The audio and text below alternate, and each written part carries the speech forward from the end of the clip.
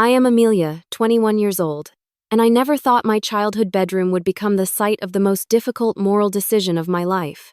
After 10 months away at college, I was excited to sleep in my old room surrounded by memories.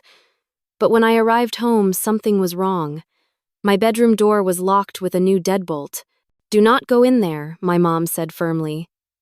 "It is just for storage now," my dad added, his eyes darting away nervously. Their behavior seemed off, almost frightened. That night I used my old emergency key and opened the door anyway. What I found inside made me call 911 5 minutes later. Drop a comment letting me know where you are watching from. Hit that like button and subscribe if you are ready to hear about the family secret that changed my understanding of right and wrong forever. My life at Stanford University in California was everything I had worked for during high school. As a third-year psychology major, I was thriving academically and had found my perfect social circle. My roommate Rachel and I had become inseparable since freshman orientation. We just clicked, both passionate about understanding human behavior and social justice. Together, we volunteered at the Campus Crisis Hotline, putting our developing counseling skills to good use. I had been dating Thomas for about 8 months. He studied pre-med and worked part-time at the university hospital. Thomas was brilliant, kind, and understood my crazy schedule. We bonded over late-night study sessions and our shared dream of helping others. When I told him I was going home for Thanksgiving break, he encouraged me to reconnect with my family, knowing how much I missed them despite our occasional differences. 10 months had passed since my last visit home. The demanding course load and summer internship in San Francisco meant I had only spoken to my family through video calls. Part of me felt guilty about staying away so long, but my parents always encouraged my independence. "Focus on your studies, Amelia," my mom would say. "We will always be here when you are ready to visit." Home was a modest 4-bedroom house in Boulder, Colorado. I grew up surrounded by mountains and outdoor adventures. My childhood was filled with hiking trips, winter ski lessons, and summer camping excursions. My parents believed in experiencing nature as a way to build character. These activities formed some of my fondest memories. My relationship with my parents was loving but had grown more distant as I entered adulthood. My father, James, owned a small but successful construction company. He built our house himself 25 years ago when he and Mom got married. Dad was the practical one, teaching me how to change a tire and fix a leaky faucet before I was 12. He was reserved emotionally but showed his love through acts of service. Whenever I mentioned a problem, his first response was always, "How can we fix it?" Mom, Elizabeth, worked as a nurse at Boulder Community Hospital for over 20 years. She specialized in emergency care and often worked night shifts. Growing up, I admired her compassion and the way she could remain calm in crisis situations. Mom always had stories about patients whose lives she had helped save. She instilled in me a deep respect for healthcare workers and the importance of helping those in need. Looking back, I should have paid more attention to how passionate she became when discussing patients who fell through the cracks of the healthcare system. My younger brother Kyle was 17 and in his senior year of high school. Always the athlete of the family, he was hoping for a track scholarship to Colorado State. Kyle and I were close, despite the typical sibling rivalries. He spent most of his time at practice or with his girlfriend Jessica, so he was rarely home in the evenings. This detail would become important later. My childhood bedroom had remained largely unchanged since high school. The walls were still painted light blue, my choice when I was 13, and wanted a more grown-up color. Shelves lined with books, academic awards, and track trophies documented my journey through adolescence. Photos of friends, family, vacations, and high school graduation were displayed on a corkboard above my desk. My favorite possession was a telescope my parents gave me for my 16th birthday, still positioned by the window overlooking our backyard and the mountains beyond. The room represented safety and stability, a physical space that held my history. Whenever I returned from college, sleeping in that room helped me reconnect with myself and my roots. I expected this visit to be no different, a chance to recharge in familiar surroundings before returning to the pressures of university life. The flight from San Francisco to Denver lasted just over 2 hours. I spent the time reviewing notes for my developmental psychology paper, due after the break. As the plane descended, I felt the familiar anticipation of coming home mixed with a strange nervousness.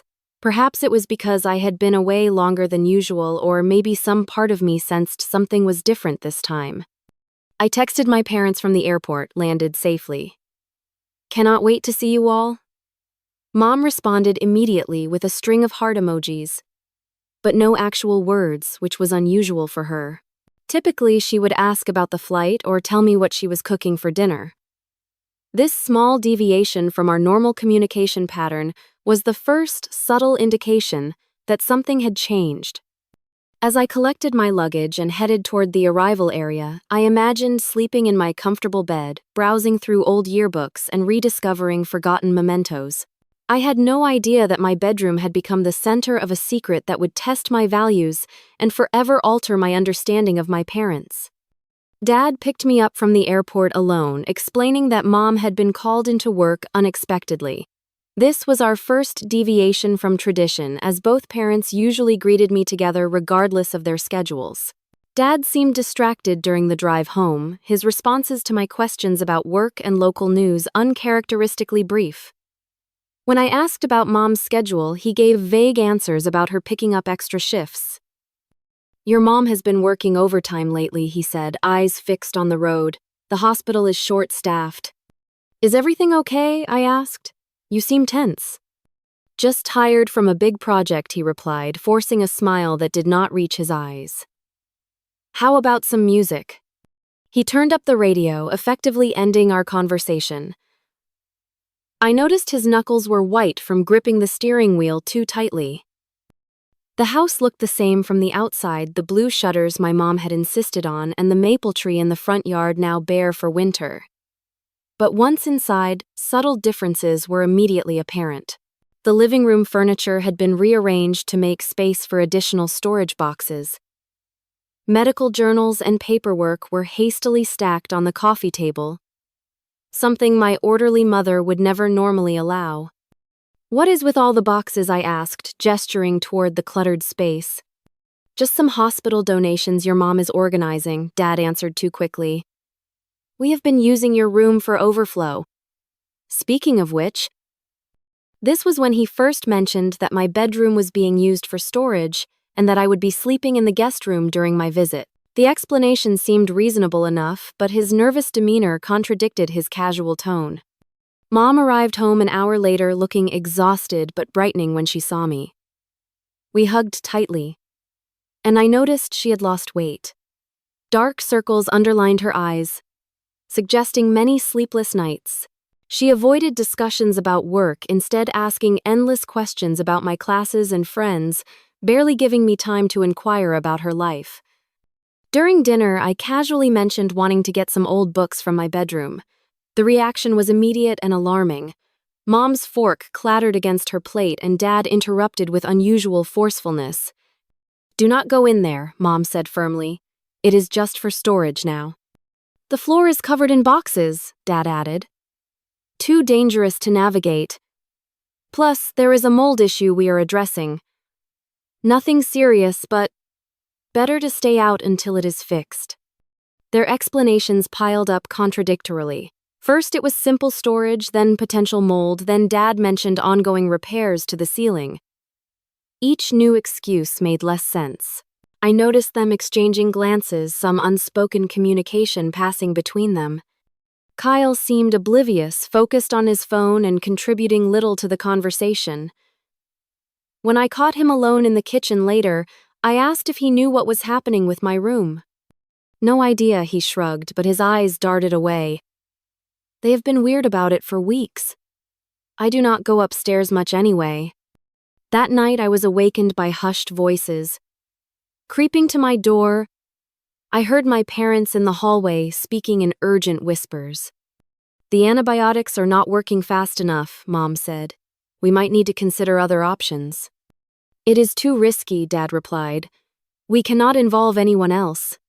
"James, I cannot just watch her condition deteriorate. Not when I know how to help." "And what happens if Amelia finds out? Have you thought about what this could do to her?" "To all of us." Their footsteps moved toward my old bedroom, and I heard the distinct sound of a key turning in a lock. For 20 minutes, I remained frozen, listening to muffled activity before they returned downstairs. The next morning, I noticed more oddities. The medicine cabinet, usually organized with basic first aid supplies, now contained prescription bottles with the labels removed. The basement door, typically left open, was locked.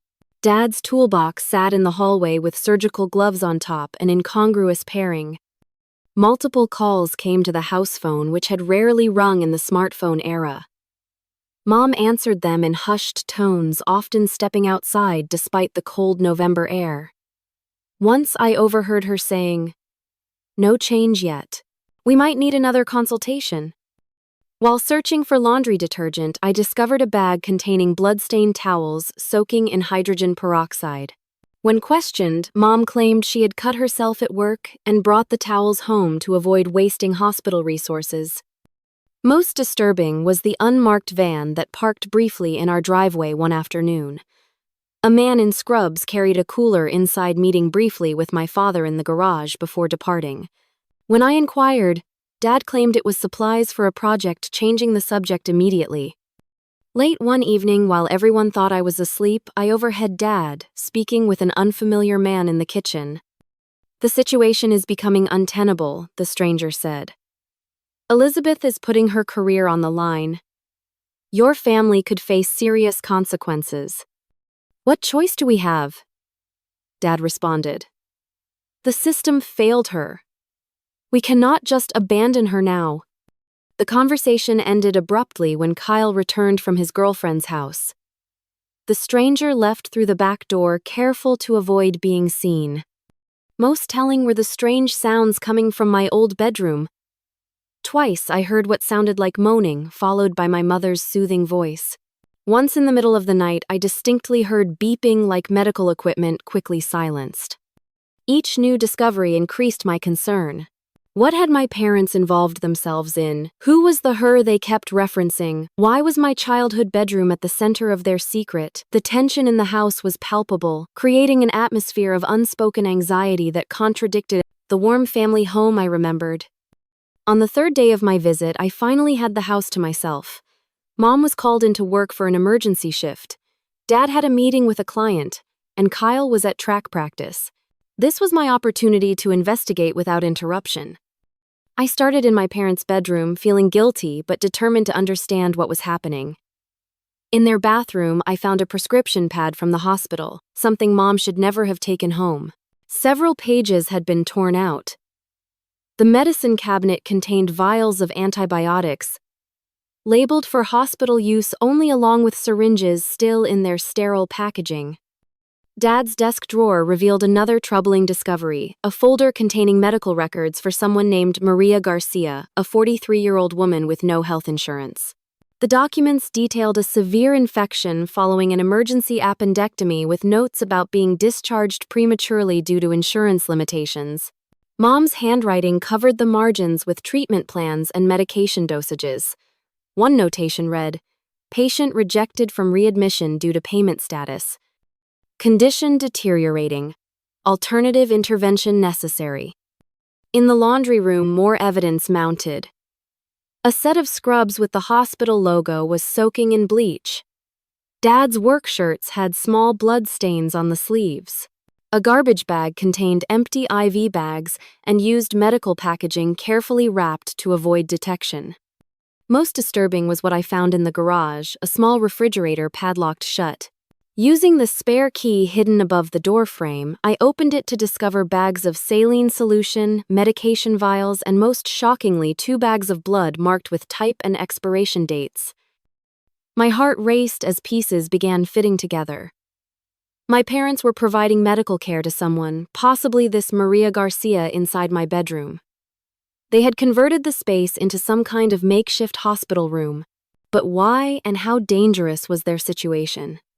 When Kyle returned home, I confronted him in the backyard where our parents could not overhear.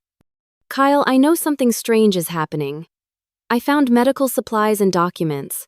Someone is in my bedroom, or not they?" His face paled. "You should not be asking about this, Amelia. Seriously. Have you seen who is in there?" He shook his head. Only glimpsed someone once, when Mom was bringing in food. A woman looked pretty sick. I have heard noises too, especially at night. Why did you not tell me?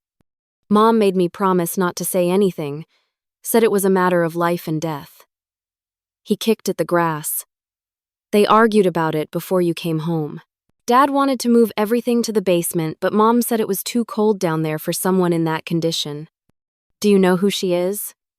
Some patient of Mom's, that is all I know.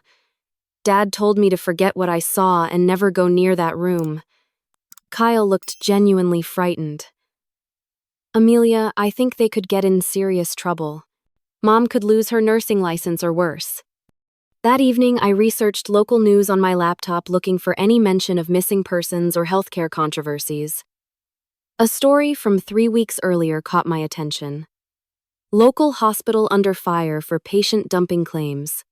The article detailed allegations that Boulder Community Hospital had discharged several uninsured patients before they were medically stable, including a Hispanic woman who had disappeared after being turned away from readmission.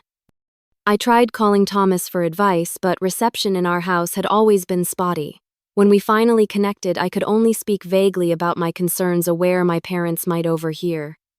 Something weird is happening with my parents, I whispered. I think they might be breaking the law, but possibly for the right reasons.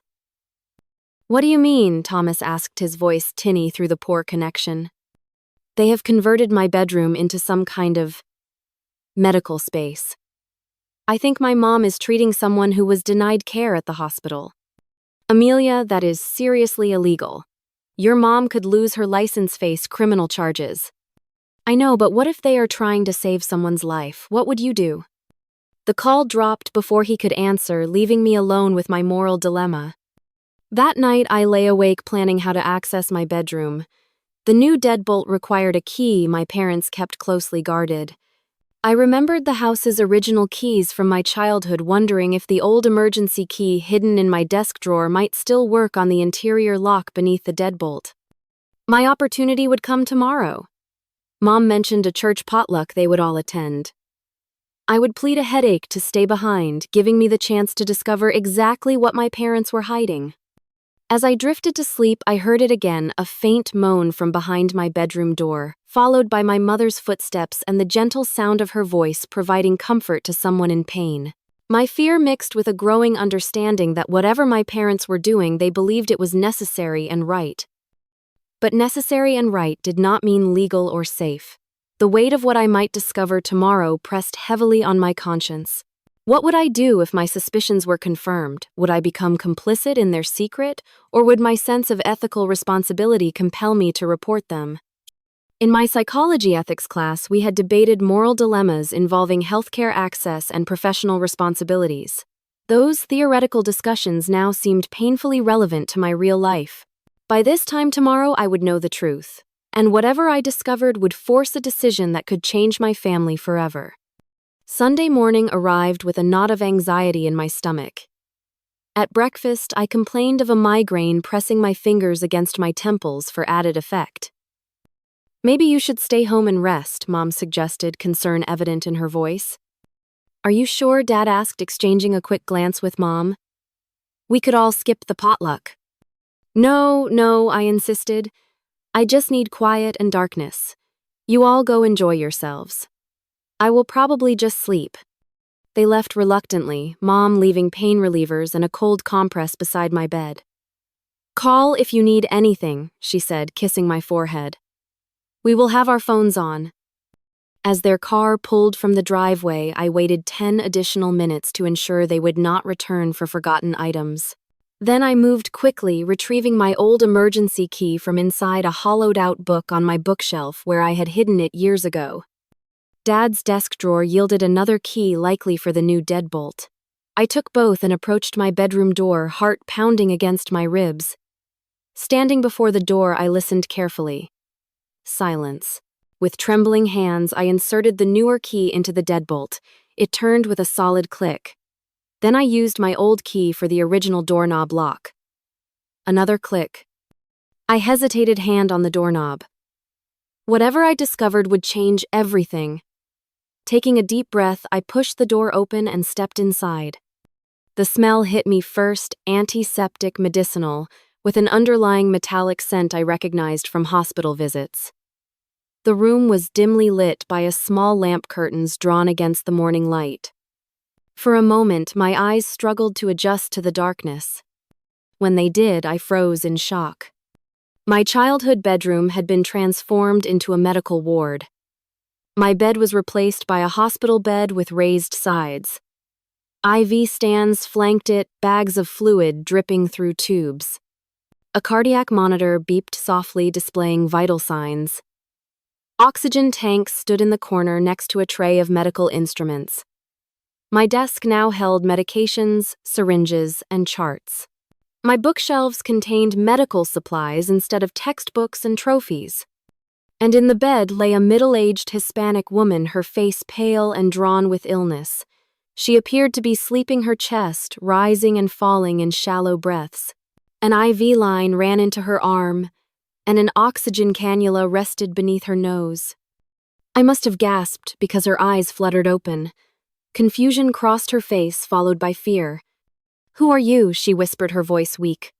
"Where is Elizabeth?" "I am Amelia Elizabeth's daughter," I answered automatically. "Who are you?" "Maria," she replied, attempting to sit up but wincing in pain. "Please do not call the police. Your mother is saving my life." I approached the bed, cautiously, medical knowledge from my psychology courses and Thomas's studies allowing me to interpret the equipment surrounding her. The monitor showed elevated heart rate and low blood pressure. A chart by the bed detailed medication schedules and vital sign tracking in my mother's meticulous handwriting. "What happened to you?" I asked, still trying to process the reality before me. Maria explained between labored breaths. She had developed a severe infection after an appendectomy. Without insurance, the hospital discharged her with only a prescription for antibiotics she could not afford. When she returned with worsening symptoms, they refused readmission without payment up front. My mother had been her nurse and witnessed her being turned away despite dangerous vital signs. "Your mother found me in the parking lot," Maria said. "I was planning to sleep in my car because I felt too sick to drive home. She brought me here instead." Tears filled her eyes. "I have 3 children. They need me. Your parents said they would help until I was stable enough to go home." On the desk, I found Maria's medical file. It detailed a post-surgical infection that had developed into sepsis, a life-threatening condition. Mom had been administering IV antibiotics, fluids, and pain management. Notes tracked her improving condition over 2 weeks of care. Another folder contained Maria's personal information. She worked 2 jobs as a house cleaner and restaurant server. Her husband had been deported 3 years ago, leaving her the sole provider for their children ages 8, 12, and 15. They lived in a small apartment 30 miles away, and her oldest was currently watching the younger siblings, believing their mother was staying with a friend while recovering. The final document made my blood run cold. A waiver signed by Maria absolving my parents of responsibility should her treatment fail. It was an attempt at legal protection, though I doubted it would hold up in court if discovered. As I processed this information, I noticed a medical textbook open to a page on antibiotic treatments for sepsis. Mom had been researching the most effective approaches. A notebook contained consultations with someone identified only as Dr. K, who had apparently provided guidance anonymously. Maria watched me anxiously. "Your mother comes every few hours to check on me. Your father helps at night. They are good people." She reached for my hand. "Please understand, I would have died without them." The reality of the situation sank in fully. My parents had established an illegal medical facility in our home. Mom was practicing medicine outside her nursing scope. They were obtaining prescription medications and medical equipment illegally. If discovered, my mother would lose her license and likely face criminal charges. My father would be considered an accomplice. Yet their motives were purely compassionate. They were saving a woman who had been abandoned by the healthcare system, a mother whose children needed her. As I stood in this surreal scene that had once been my childhood sanctuary, the ethical complexity overwhelmed me. The psychological concepts of justice, care, and moral reasoning I had studied in the abstract were now painfully concrete. Maria's monitor began beeping more rapidly. Her blood pressure was dropping. Sweat beaded on her forehead despite the cool room. Without thinking, I checked her IV line and found it was nearly empty. The next dose of antibiotics sat prepared in the mini refrigerator beside the bed, labeled in Mom's handwriting with the time for administration. This woman needed proper medical care, not a secret bedroom operation regardless of how well-intentioned. She required resources only a hospital could provide.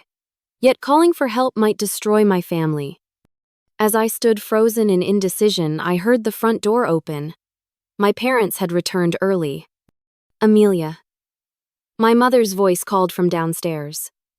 Footsteps approached rapidly, and the bedroom door pushed open wider. Mom stood in the doorway, still wearing her church clothes, face draining of color as she saw me standing beside Maria's bed.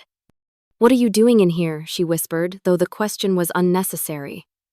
The evidence surrounded us. Dad appeared behind her, placing a protective hand on her shoulder.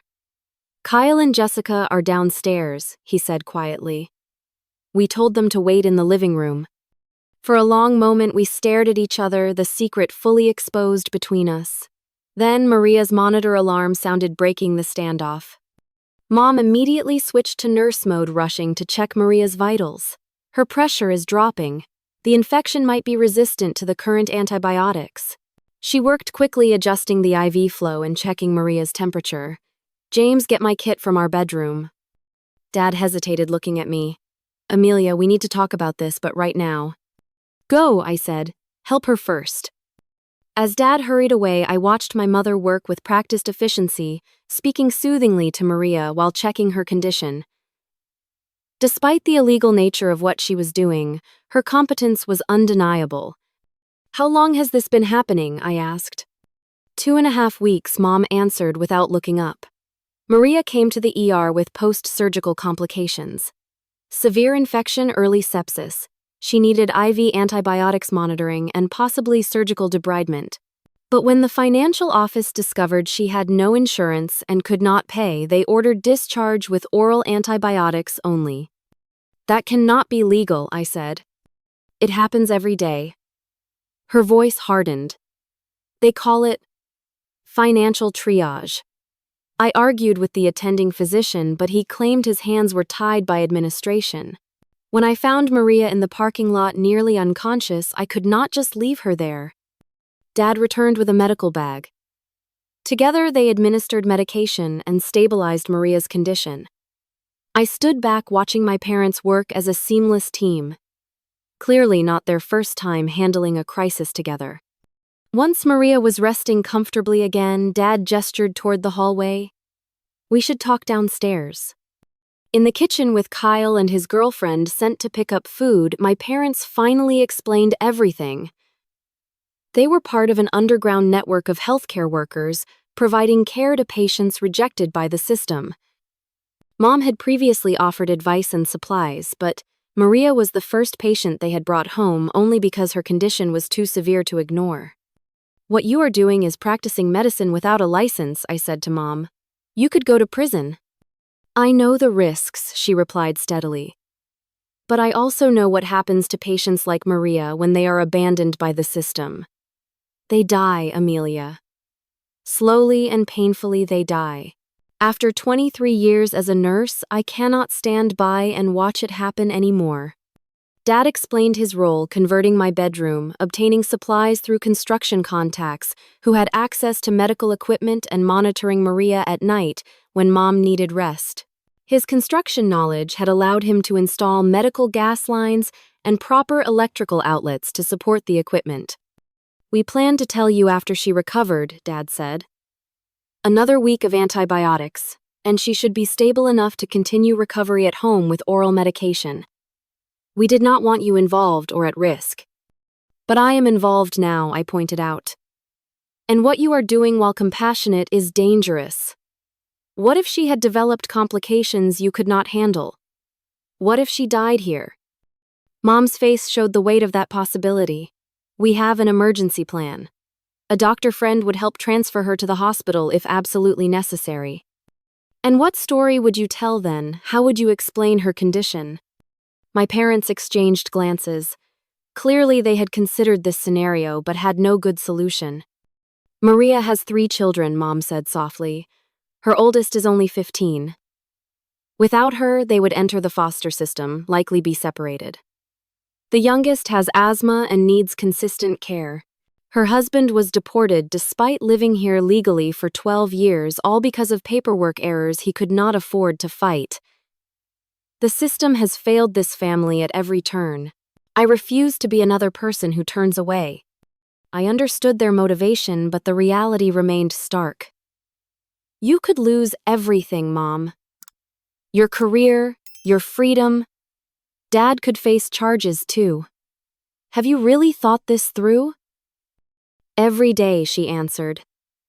Every single day I think about the risks. But I also think about my oath as a nurse to do no harm. Sometimes inaction is the greatest harm of all. As we talked, I learned more about the underground healthcare network. Doctors provided consultation off the record, pharmacists diverted soon-to-expire medications that would otherwise be destroyed, and medical suppliers misplaced equipment that found its way to patients in need. Mom had been involved for years, but had never brought patients home until Maria's desperate situation. The system is broken, Dad said, his voice heavy with frustration. We pay more for healthcare than any country in the world, yet people die because they cannot afford basic treatment. I never thought we would do something like this, but when your mother brought Maria home that night, barely conscious and burning with fever, what choice did we have? I thought of my psychology ethics courses, the discussions about healthcare disparities and moral responsibility. The theoretical had become intensely personal. If Maria dies here, you both go to prison, I said bluntly. Her children lose their mother anyway, and I lose both parents. Is that helping anyone? Mom's eyes filled with tears. What would you have us do? Let her die in a parking lot. Before I could answer, Maria's monitor alarm sounded from upstairs, the tone indicating a critical situation. We rushed back to the bedroom to find her seizing her body rigid and oxygen levels plummeting. Mom acted immediately, turning Maria on her side and administering emergency medication. Dad called someone on a burner phone, speaking in urgent tones about the contingency plan. As the seizure subsided, Mom looked at me with resignation in her eyes. Her condition is worsening. We need to get her to a hospital. We cannot provide the level of care she needs anymore. In that moment, I knew what I had to do. I pulled out my phone. I am calling 911, I announced, but not to report you, to save her. My parents froze as I dialed the emergency number, but neither moved to stop me. In that moment, I realized they had known all along that this might be inevitable, that their makeshift medical operation had limitations they could not overcome. When the operator answered, I spoke calmly despite my racing heart. We need an ambulance at 127 Mapleton Drive. We have a woman with severe post-surgical infection, possible sepsis. She is having seizures and needs immediate medical attention. As I provided Maria's vital signs and symptoms, Mom quickly began removing evidence of long-term care, storing away charts and personal items. Dad disconnected non-essential equipment, making the room appear less like an established medical space and more like an emergency response situation. The ambulance is on its way, I told them after hanging up. We need a story fast. Together, we constructed a narrative. Maria was a family friend who had been discharged from the hospital, but came to our house when she felt worse. Mom, as a nurse, recognized the serious symptoms and provided emergency care while waiting for the ambulance. The story contained enough truth to be believable while protecting my parents from the most serious legal implications. Maria, Mom said gently, taking her hand. Paramedics are coming to take you to the hospital. If anyone asks, you came here today seeking help because you remembered I was a nurse. You have never been here before today. Do you understand? Maria nodded weakly. You saved my life. I will not get you in trouble. Dad gathered Maria's personal belongings into a bag, removing any evidence of her extended stay. I helped Mom change the sheets to fresh ones that would not show signs of long-term use. We worked quickly, transforming the space from a long-term care facility to the scene of an emergency response. "What about her medical records?" I asked. "In the safe," Dad replied. "I will handle them later." We heard sirens approaching just as Mom finished administering another dose of medication to keep Maria stable. The transformation of the room was remarkable, now appearing as though we had hastily set up emergency care for someone who had just arrived. 2 paramedics arrived with a stretcher, efficiently assessing Maria's condition. Mom explained the situation using our agreed-upon story, her professional nursing demeanor lending credibility. "I recognized sepsis symptoms and started an IV while waiting for you to arrive," she told them, her voice steady despite the lies of omission. "Her post-surgical wound shows signs of infection. She was discharged 3 days ago but deteriorated rapidly." The paramedics focused on stabilizing Maria for transport, asking technical questions that Mom answered with precision. I stood back observing how easily my mother navigated the interaction, providing critical information while carefully avoiding any mention of Maria's prolonged stay. My psychology training helped me maintain a calm exterior despite my churning thoughts. When one paramedic asked how Maria had arrived at our house, I smoothly interjected. "She took an Uber," I said. "She knew my mom was a nurse and came here when she started feeling confused and feverish." As they prepared to transport Maria, a police officer arrived, standard procedure for emergency calls. He asked additional questions about the situation. Dad stepped forward, his respected position in the community evident in his confident manner.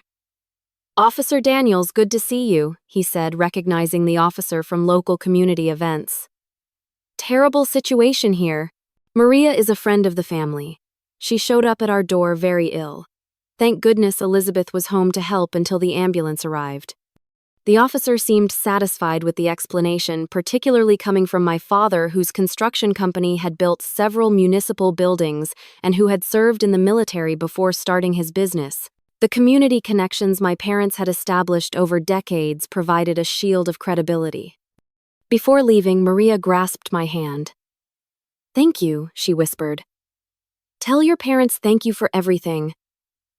As the ambulance departed, we stood in the driveway, the adrenaline of the situation beginning to fade.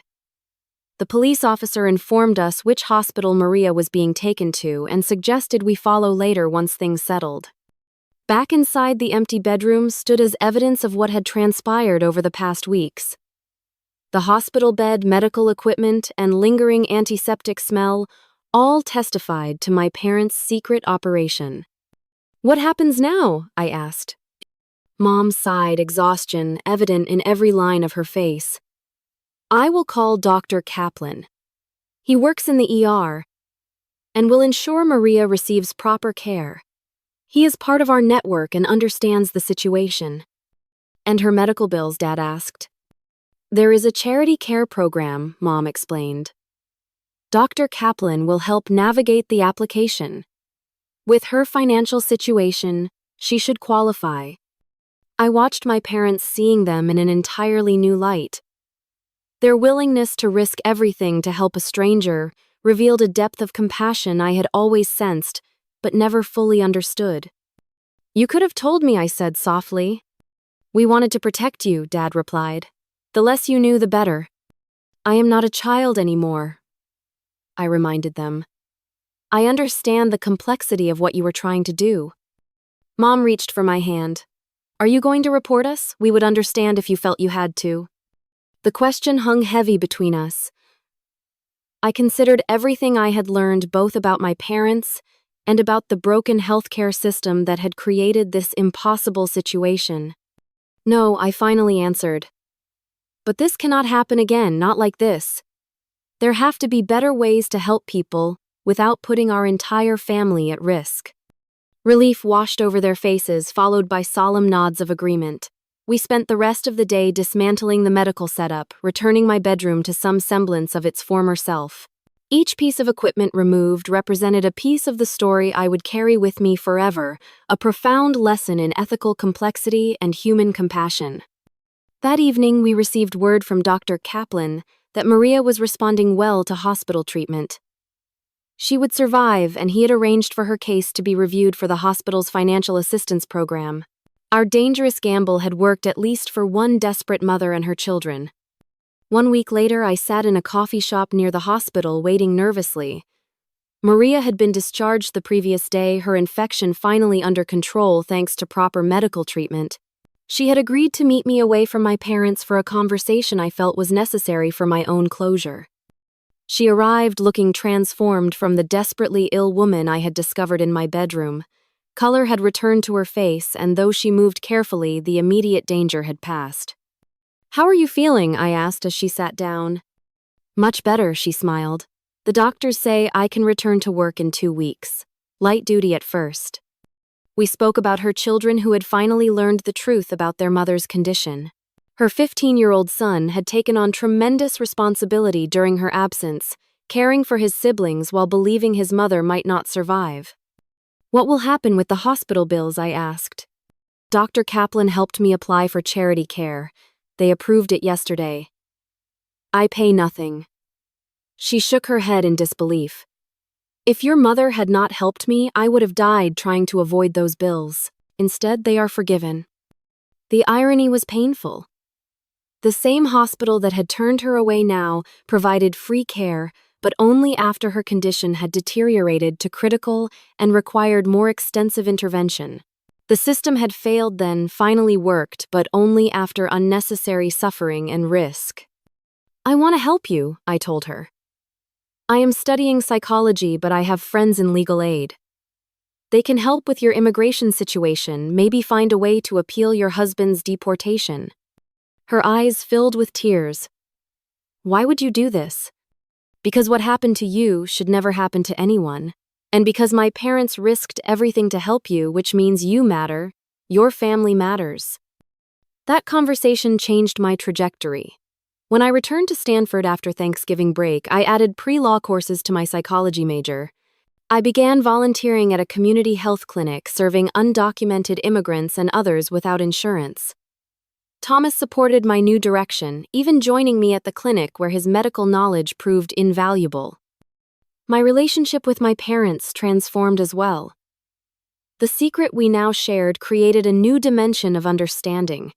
We spoke more openly about the systemic issues that had driven them to such desperate measures. Mom began working with healthcare advocacy groups, channeling her frustration into legitimate activism rather than underground operations. Dad used his community connections to support a free clinic expansion, donating construction services, and rallying other businesses to contribute. 3 months after my discovery, Mom received a letter from Maria. She had recovered completely and returned to both jobs. The legal aid attorneys I had connected her with were helping with her husband's case with promising developments. Her children were doing well in school, especially her oldest son, who now wanted to become a doctor to help people like your mother helped me. The letter included a family photo, all 4 of them smiling in front of their small apartment. Mom framed it and kept it on her desk, a reminder of why ethical lines sometimes blur when systems fail the vulnerable. As for my childhood bedroom, it returned to normal, though I would never see it the same way again. The telescope still stood by the window, but now it symbolized a different kind of vision, one that looked beyond immediate circumstances to see larger patterns of injustice and possibility. My psychology professors noticed the change in my class participation, the way I approached ethical discussions with newfound complexity. One mentor commented that I seemed to have matured years in a single semester. She had no idea how accurate her observation was. The experience fundamentally altered my understanding of right and wrong. I had always viewed ethics as relatively straightforward, with clear boundaries between acceptable and unacceptable actions. Now I recognized the gray areas where compassion and justice sometimes conflict with law and professional standards. My senior thesis focused on healthcare disparities and psychological impacts of medical debt, inspired directly by Maria's story. The research led to an invitation to speak at a healthcare policy conference where I carefully shared anonymized versions of stories like Maria's advocating for systemic change while protecting the individuals involved. In quiet moments, I still wrestle with the questions raised by my parents' actions. Was what they did right? It saved a life but endangered our family. Was it justified the system had failed, but they created new risks? Would I have done the same? Before that Thanksgiving break, I would have said no without hesitation. Now I am less certain. What I know with absolute clarity is that no one should have to choose between financial ruin and necessary medical care.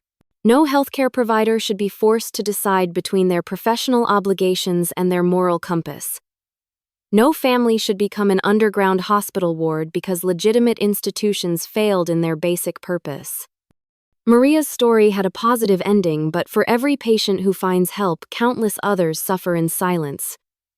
Victims of a system that treats healthcare as a privilege rather than a right. My parents' desperate solution was not sustainable, but their underlying motivation, their refusal to accept preventable suffering, remains a guiding principle in my life. As I prepare to graduate and begin law school with a focus on healthcare policy, I carry this experience as both a burden and a gift. It complicates my understanding of ethics, but clarifies my purpose. Sometimes the most profound lessons come from moments when our moral certainties collapse, forcing us to rebuild a more nuanced understanding of justice and compassion. The line between right and wrong is rarely as clear as we wish it to be. Sometimes the most ethical choice is not the legal one. Sometimes saving a life requires risking your own. These are not comfortable truths, but they are truths nevertheless written in the story of my childhood bedroom and the stranger who found healing there. What would you do if faced with such an impossible choice? Would you follow the rules or follow your conscience when a life hangs in the balance? If you have ever witnessed a situation where doing the right thing meant breaking the rules, share your experience in the comments below. Remember to like this video and subscribe to hear more stories about the complex moral dilemmas we face in our broken healthcare system. Together, perhaps we can work toward a world where such impossible choices become unnecessary.